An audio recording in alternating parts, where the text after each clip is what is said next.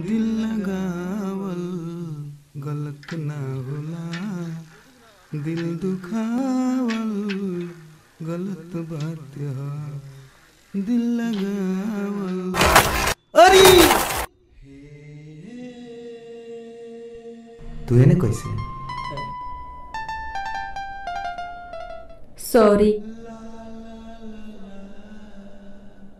गलती से धक्का लग गई। ज्यादा चोट तो नहीं खेनू लागल? कोनो बात नहीं खे, हमरा घाव ना लगल है। तू चाह तो एक बेर औरी मार सकेले।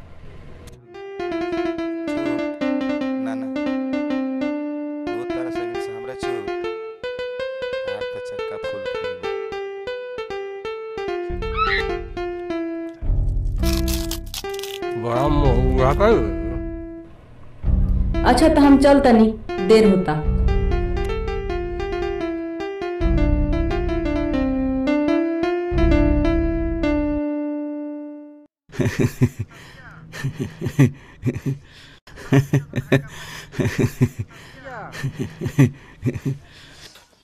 अरे बाप रे, अरे दादा, अरे ये कौन है सरवा रे? पाछे से धक्का मार दल सरवा। अरे सरवा तो फुफिया हरी।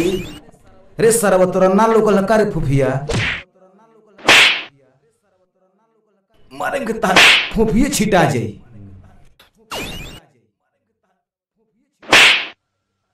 आनहर सारे तार लोकत निखे सारे आनहर। चुप चुप, लखड़ा बाज कहीं का लड़की मरल से तो चोट ना लगल, हमें तो तोरा चोट लगल है। ये सारे ऊपर जान तोर चक्का फूल खने रोला, आ तोर तो सरवा पत्थर खनी बरे सरवा। बुझतानी सब बुझतानी। तो का बुझे तेरे का का? ओकर चक्का तारा फूल खान लगता, हमार पत्थर खान लगता, सब बुझतानी। अबे गांव में चल के हाला करतनी। ए फूफी भाई, तू तो निमन आदमी हो भाई।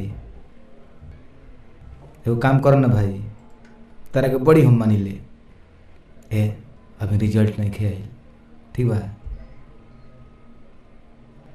रिजल्ट आवे के पहले बधाई मत बजाओ। तू खा हई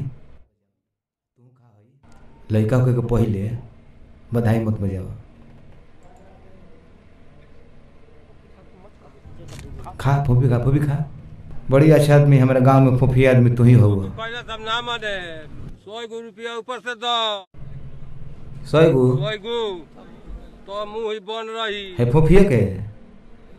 तो हर गांव में हाला करे है फूफिया के 100 रुपया दी ना, हाउ बतिया के 100 दो।